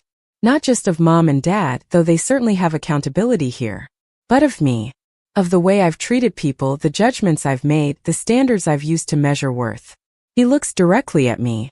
"Marcus, what I did to you today at the cafe wasn't an aberration. It was consistent with how I've treated you for years." And listening to everyone else describe similar experiences, I'm forced to recognize that I've been perpetuating exactly the kind of toxicity that damaged so many people in this room. The ballroom has gone completely silent now. Even the servers have stopped moving, everyone frozen in place as Derek Brennan, who has never publicly admitted fault in his life, continues speaking. "I told myself I was being honest with you, that someone needed to tell you hard truths. But the reality is I needed you to fail because your success threatened my sense of superiority. Every time you accomplish something without family support or resources, it undermined the narrative I'd built about what made someone worthy. And so I moved the goalposts, found new ways to diminish your achievements, told myself stories about how you were just lucky, or that your success wouldn't last." Patricia makes a small sound, and when Derek glances at her, there's pain in his expression. "Patricia and I have built our entire marriage around image and status. We perform our perfect life on social media. We curate every interaction to reinforce our position in the social hierarchy. And we've taught our own children that success is measured by wealth and status symbols, rather than character or contribution." Listening to Philip talk about finding meaning in his work with special needs children, I realized my own kids couldn't tell you anything meaningful about what I actually do all day. They know I make money and that money buys things, but they have no concept of purpose or service or building something that matters beyond a bank balance. Aunt Margaret is openly crying now, tears running down her face in a way that seems to shock everyone who knows her. She reaches for Derek's hand, and he takes it, father and son connected in shared recognition of harm done. Uncle Robert has moved to stand beside his wife, his own eyes suspiciously bright, his typical stoicism cracking under the weight of collective testimony. Derek turns to address the room at large, including the society guests who have inadvertently become witnesses to this family reckoning. "A lot of you saw that video from the cafe today. It's probably why some of you are here tonight, curiosity about the family drama playing out in public. And I'm sure it's entertaining in a way, watching wealthy people confront their dysfunction. But I want you to understand something. What happened today at Porter's Corner Cafe was just the visible tip of a much larger problem. The Brennan family has spent generations valuing the wrong things, measuring people by the wrong metrics, and creating an environment where love was conditional on meeting arbitrary standards of success." He looks at Thomas. "We drove you to attempt suicide because we couldn't accept who you are. At Philip, we cut you off for choosing meaningful work over lucrative work. At Jennifer, we isolated you when you needed support, because divorce didn't fit our perfect family image. At Caroline, we pushed you to move across the country because your choices made us uncomfortable. And at Marcus," his voice breaking slightly, "we spent a decade trying to prove you made a mistake by leaving, never once considering that maybe you were right to walk away from something that wasn't healthy." The silence that follows is profound, broken only by the sound of someone sobbing quietly and the ambient noise of the resort beyond the ballroom walls. Elena leans close to me and whispers, "This is bigger than I expected. Are you okay?" I nod because despite the emotional intensity of the moment, I feel something loosening in my chest, some knot of old hurt beginning to unwind. A waiter tentatively approaches Aunt Margaret to ask if dinner should be served, and she waves him away with a trembling hand. No one is thinking about food right now. What's happening in this room is far more important than the elaborate meal that was planned. This is the kind of conversation that should have happened years ago, that might have prevented decades of pain if anyone had been brave enough to initiate it. Thomas stands and addresses the room, his voice steady despite the emotion clearly visible on his face. I want to thank Marcus and Elena for what happened today, because even though it was painful to watch, it cracked something open that needed to break. But I also want to say something to Derek, to Aunt Margaret and Uncle Robert, to all of us. We can't undo the past. Philip can't get back 15 years of family connection. I can't erase the trauma of being rejected at my most vulnerable. Jennifer can't reclaim the support she needed during her divorce. Marcus can't recover the decade he spent being undermined and dismissed. But what we can do is decide how we move forward from here. He looks at Derek directly. Your apology at the cafe today was forced, extracted under pressure from Elena. But what you just said now, that felt real. That felt like genuine recognition of harm done. And I think everyone in this room who has been hurt by this family's dysfunction deserves to know whether this is a momentary awareness brought on by public embarrassment, or whether you're actually committed to doing the work to change. It's a fair challenge, delivered without malice but with absolute clarity. Derek nods slowly, seeming to understand that words alone are insufficient at this point. I don't know how to prove commitment, he admits. I can say I'm committed to changing, but you're right that words are cheap, especially coming from someone who has spent years using words to tear people down. So maybe what I need to do is listen more and talk less. Maybe I need to actually learn who all of you are rather than who I assumed you were based on your bank balances or career choices or lifestyle decisions. Patricia steps forward then, her carefully maintained influencer composure completely abandoned. She looks fragile and real in a way I've never seen her appear in person, or on her highly curated social media feeds. I need to apologize too, she says quietly. I've been complicit in everything Derek just described. I've judged people based on superficial markers of success. I've performed my perfect life online while ignoring the shallow foundation it was built on. And I've taught my own children that appearance matters more than authenticity. She looks at Elena. When you stood up for Marcus today, when you dismantled our entire narrative with such clarity and strength, part of me was humiliated. But a bigger part of me was envious. Envious that you have a real partnership built on genuine respect and support, while Derek and I have a performance built on maintaining an image. Elena regards Patricia with an expression that's hard to read, somewhere between sympathy and skepticism. It takes courage to admit that, she says carefully. But Patricia, you can't just acknowledge the problem and expect everything to be fixed. Building an authentic life, an authentic relationship, that takes sustained effort. It means making different choices consistently over time, not just having a moment of clarity at a family event. I know, Patricia responds, and there's a desperate quality to her voice now. I know it's not that simple, but I'm drowning in the life we've created, constantly performing, constantly curating, constantly afraid that people will see through the perfect exterior to the emptiness underneath. And watching my children start to replicate those patterns, start to value things over people, start to measure their worth by likes and follows rather than genuine connection, it terrifies me. The vulnerability in her admission seems to shift something in the room. Several other people, family members and society guests alike, are nodding as if recognizing their own struggles in Patricia's confession. The pressure to perform perfection, to maintain images, to meet external standards of success while ignoring internal measures of meaning and fulfillment, these aren't just Brennan family problems. They're endemic to a certain class and culture, and Patricia's honesty about her struggles gives others permission to acknowledge their own. A woman I don't recognize approaches our table, introducing herself as Amanda Whitmore, a friend of Aunt Margaret's and apparently a prominent figure in Phoenix society. I've been listening to everything said here tonight, she begins, her cultured voice carrying across the now silent room, and I think what's happening is important beyond just the Brennan family. Many of us in this room, myself included, have participated in creating a social environment where worth is measured by wealth, where success is defined by status symbols, where authenticity is sacrificed for appearance. And we've hurt people in the process, including our own children and ourselves. She looks at Aunt Margaret with something like compassion. Margaret, you and Robert didn't create this value system alone. You were products of it yourselves, raised in a generation where these standards were the norm. But that doesn't absolve you of responsibility for how you've applied those standards to your family. It just means the problem is bigger and more entrenched than any single family's dysfunction. She turns to address the room at large. I propose we use this moment as a catalyst for broader reflection. Not just about the Brennan family, but about how all of us measure success, define worth, and treat people whose choices differ from our expectations.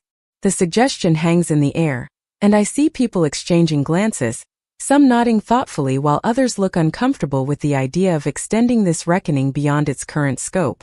But Amanda's point is valid. The values that created the Brennan family's toxicity aren't unique to them.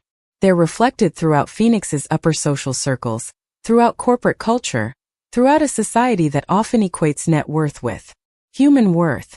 Aunt Margaret has composed herself enough to speak again, though her voice remains unsteady. Amanda is right, she says. Robert and I were raised with these values and we passed them on without questioning whether they were healthy or right. We measured our children's success by external markers because those were the markers we were taught to value. And when family members chose different paths, we saw it as rejection rather than simply different choices. She looks at me. Marcus, when you left the family business, I took it personally. I thought you were saying our way of life wasn't good enough for you.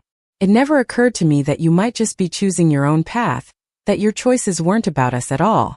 That's exactly it, I say, speaking up for the first time in this extended conversation. When I walked away, it wasn't because I thought the family business was wrong or bad. It was because I needed to build something of my own, to test myself without the safety net, to prove to myself that I could succeed or fail on my own merits. And when the family interpreted that as rejection, when Derek turned it into a decade-long campaign to prove I'd made a mistake, it hurt. But it also clarified something important. I realized I didn't need family approval to feel successful because I was defining success on my own terms. Elena adds her perspective. What drew me to Marcus wasn't his bank account or his professional status. It was his character, his work ethic, his willingness to take risks for things he believed in. When we met, he was still building Vertex Digital Solutions, still figuring things out, still struggling in some ways. But I could see the quality of person he was, the way he treated people, the integrity he brought to his work. Those things mattered more to me than whether he had a trust fund or drove the right car or belonged to the right clubs. She looks at Derek and Patricia. You spent today's confrontation at the cafe trying to use my supposed dissatisfaction with Marcus as a weapon against him. You assumed I must regret marrying someone who didn't meet Brennan's standards of success. But the truth is, I've never regretted my choice for a single moment. Marcus is a better partner, a better father, and a better human being than most of the wealthy men I could have married. And our marriage works because it's built on genuine respect and partnership, not on performing an image for others. The words land with impact and I see several people react visibly. Patricia looks stricken, forced to confront the contrast between Elena's authentic praise of me and her own earlier confession about the emptiness of her performed perfection. Derek has the expression of someone reassessing fundamental assumptions about what makes a successful marriage or a successful life. Uncle Robert clears his throat, and when he speaks, his usual commanding tone is absent, replaced with something more tentative. I spent 40 years building Callahan Capital, he says. I built it into one of the most respected financial firms in the Southwest. I made a lot of money, created jobs, helped clients build wealth. And I was proud of that. I still am in some ways. But listening to all of this tonight, I'm forced to ask what I sacrificed in the process. He looks at Derek. I pressured you into the family business, never asked if it was what you actually wanted.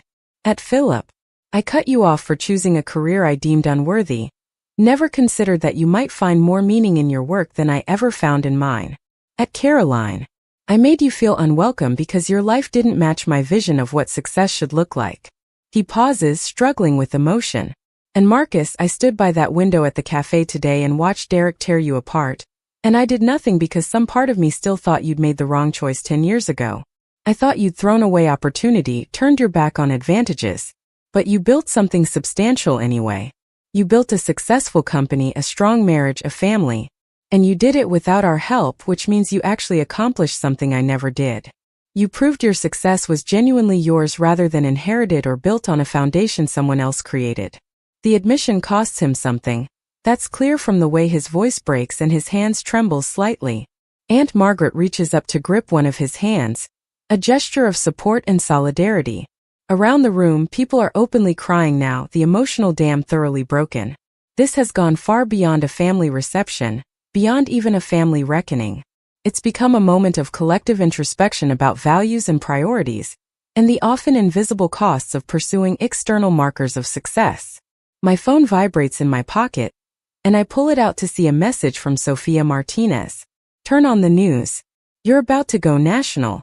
I show the message to Elena, who raises her eyebrows and pulls out her own phone. Within seconds, she's found what Sofia was referring to, a CNN segment discussing the viral cafe video and the broader issues it raises about family dynamics, class consciousness, and toxic perfectionism in American culture.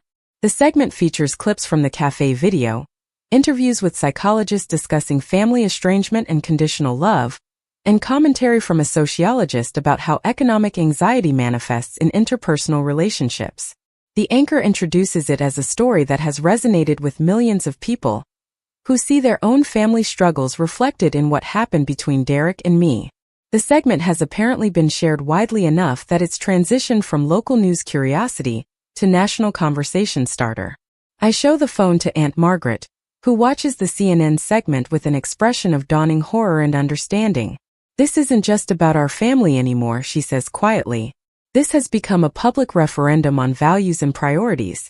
Everything said here tonight, everything being worked through in this room, people across the country are apparently having similar conversations because of what happened today. Thomas speaks up again. Maybe that's not a bad thing. Maybe the Brennan family's very public dysfunction can serve a purpose beyond just our own healing. Maybe other families will see this and have conversations they've been avoiding. Maybe other people will recognize toxic patterns they've been participating in. Maybe some good can come from all this pain. It's an optimistic interpretation, perhaps more charitable than the situation deserves, but I find myself hoping he's right. If our family's messy confrontation can spark healthier conversations in other families, if the viral video can help people recognize and challenge toxic values in their own lives, then maybe the public humiliation and uncomfortable reckoning will have served a larger purpose. The evening has now stretched well past when dinner should have been served, past when the planned programming should have concluded, and into territory no one anticipated when they arrived at this reception. The ballroom feels different than it did when Elena and I first walked in hours ago. The polished veneer has been stripped away, revealing the complicated humanity underneath. People are having quiet conversations in small groups, processing what they've heard and examining their own relationships and values. Aunt Margaret stands and addresses the room one final time. I think we should end the formal portion of tonight's event, she says. No one is thinking about dinner or dancing or the celebration we had planned. Instead, I want to propose that we take what's happened here tonight and commit to ongoing conversation and growth. For those who have been hurt by this family's standards and judgments, please know that we hear you now. We see the damage done, and we're committed to doing better, though I recognize that commitment needs to be demonstrated through sustained action, rather than just words spoken in an emotional moment. She looks at me directly. Marcus, thank you for attending tonight despite having every reason to stay away. Thank you for giving us the opportunity to begin making amends. And thank you to everyone who shared their stories, who spoke their truth, who helped us understand the real cost of our values and behaviors. She turns to Uncle Robert. We have a lot of work ahead of us. As individuals, as a couple, as family leaders, and as members of a community that has often prioritized the wrong things. The reception doesn't so much end as dissolve, people gradually making their way toward exits in small groups, still deep in conversation. Elena and I stand to leave, and we're immediately surrounded by family members wanting to exchange contact information, to promise they'll reach out, to express hope that this marks a real turning point. Jennifer hugs me tightly, whispering thank you in my ear. Thomas shakes my hand firmly, telling me he's serious about staying in touch and rebuilding family connections. Philip gives me his business card and invites us to visit his school, to meet the students he works with, to see the life he built outside Brennan approval. Derek approaches last, and this time Patricia is beside him, both of them looking exhausted and emotionally wrung out. Marcus, Derek says quietly, I know I can't undo years of behavior with one evening of honesty. I know I've damaged our relationship possibly beyond repair. But I want you to know that what happened today, what I'm hearing tonight, it's changing something in me. I can feel it shifting. And I'm committed to doing the work to become someone different, someone better. I look at my cousin, at this man who has been my antagonist for so long, and I see genuine remorse in his expression. It would be easy to reject his words, to protect myself from potential future hurt by keeping walls up. But standing here in this ballroom where so many people just risked vulnerability to share their pain, I find I don't want to be the one who closes a door that's finally opening. I appreciate you saying that, Derek, I tell him honestly, and I hope you mean it. But Elena was right earlier. Words need to be backed up by sustained action. So I guess we'll see over time whether tonight represents real change, or just a momentary awareness that fades once the emotional intensity passes. Derek nods, accepting the reality of my conditional acceptance. That's fair, he says. I'll work on earning back trust through actions, not just promises. He hesitates, then adds, your kids, Olivia and Nathan and Grace. I've never really spent time with them. Never made an effort to be a real uncle. If you'd be willing, I'd like to change that too. The request surprises me, but I see the sincerity in it. We'll see, I say again, non-committal but not dismissive. One step at a time, Derek. Let's start with you following through on your commitment to change, and we can talk about expanding family relationships from there. Elena and I finally make our way out of the ballroom and into the warm desert night. The valet brings the Bentley around, and we slip inside the quiet luxury of the car. Neither of us speaks for several minutes as Elena navigates out of the resort grounds and onto the main road heading toward home. The silence isn't uncomfortable but contemplative, both of us processing the extraordinary evening. That was intense, Elena finally says, stating what might be the understatement of the year. When we decided to attend tonight, I didn't expect it to turn into a multi-hour family therapy session witnessed by half of Phoenix society. I laugh, the sound releasing some of the tension still lingering in my body. Neither did I. But I think it needed to happen. Maybe not exactly like that, maybe not quite so publicly, but something had to break open that family's denial about their toxicity. And as uncomfortable as it was, I'm glad we were there. Glad we didn't let Derek's cafe performance be the last word. Elena reaches over to squeeze my hand, her eyes still on the road. I'm proud of you, she says quietly, for going tonight even though it was hard. For listening to everyone's stories with empathy. For giving Derek room to apologize without letting him off the hook completely. You handled all of that with so much grace. Her words warm something in my chest, that recognition from the person whose opinion matters most. We drive through familiar neighborhoods, past houses lit up against the night sky, past restaurants where people laugh over late dinners completely unaware that our whole family structure just shifted fundamentally. The normal world continues while our personal world reorganizes itself around new understandings and tentative new beginnings. When we pull into our driveway, every light in the house seems to be on. Through the windows I can see movement, and my heart speeds up with parental concern until I realize it's just Mrs. Chan moving around the living room. We enter through the front door to find our babysitter sitting on the couch with her knitting, completely calm. How are they? Elena asks immediately. Any problems? Mrs. Chan shakes her head with a smile. Angels as always, she reports. Nathan tried to negotiate for extra screen time but accepted no gracefully. Olivia read for an hour before bed. And Grace went down without any fuss after her bedtime story. They asked about you a few times but settled when I told them you'd be home soon. Relief floods through me. No matter how significant tonight's events were in terms of family dynamics and personal growth, what matters most is that our children are safe and happy. We thank Mrs. Chan and see her out. Then Elena and I climb the stairs to check on our kids. We move quietly through their rooms, adjusting blankets and retrieving stuffed animals that have fallen on floors. Olivia sleeps sprawled across her bed, around him. Grace clutches her rabbit, her face peaceful in sleep. Standing in the doorway of Grace's room, Elena leans against me, and I wrap my arm around her waist. This is what matters, she whispers. This right here. Not Derek's approval or Aunt Margaret's standards or Uncle Robert's definition of success. Our family, healthy and whole and built on actual love, rather than conditional acceptance. We make our way to our own bedroom, both of us exhausted from the emotional intensity of the day. As we get ready for bed, my phone continues buzzing with notifications, The viral video apparently still gaining traction, but I silence it and set it aside. Tomorrow will bring whatever it brings, more media attention or family conversations or public commentary. But tonight I'm done processing, done analyzing, done reliving the cafe confrontation and the reception reckoning. Elena and I lie in bed in the darkness, her head on my chest, my arms around her.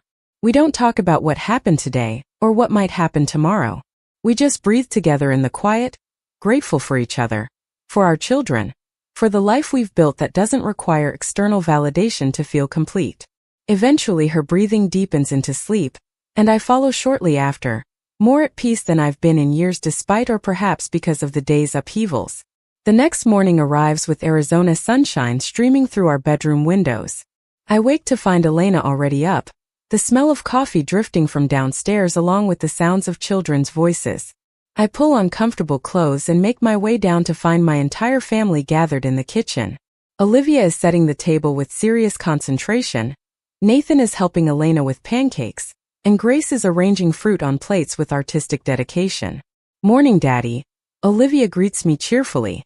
"Mommy says we're having special family breakfast because yesterday was a big day." Nathan abandons his pancake duty to run over and hug my legs.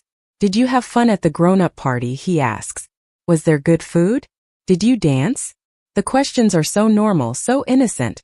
Such a stark contrast to the heavy emotional work of last night that I find myself smiling. "It was interesting, buddy," I tell him honestly. "There was supposed to be good food but we talked instead. And no dancing, just lots of important conversations." "Were people nice to you this time?" Olivia asks with the directness that 8-year-olds excel at. She's clearly remembering the cafe incident, even if she didn't fully understand it. I kneel down to her level. "Yes, sweetheart," I tell her. "People were much nicer. Uncle Derek apologized for the mean things he said. And a lot of family members we haven't seen in a while told us they want to spend more time together." "That's good," she says seriously. "Because families should be nice to each other. That's what you and Mommy always tell us." I pull her into a hug, overwhelmed by her simple wisdom. "You're absolutely right," I confirm. "Families should be nice to each other. And when they're not, they should apologize and try to do better." We settle around the table for breakfast, and as I watch my children eat and laugh and argue over the last strawberry, I feel profoundly grateful for this moment, this morning, this life. Whatever happens next with the Brennan family, whether Derek's commitment to change proves genuine or fades with time, whether tonight's reckoning leads to sustained growth or just temporary awareness, none of it can touch what we have here. This is real. This is solid. This is built on a foundation that can't be shaken by others' judgments or shifting family dynamics. My phone sits silent on the counter, and I make no move to check it. Let the world have its opinions about our viral moment. Let the media dissect family dysfunction and toxic values. Let the Brennan family do whatever work they choose to do or not do.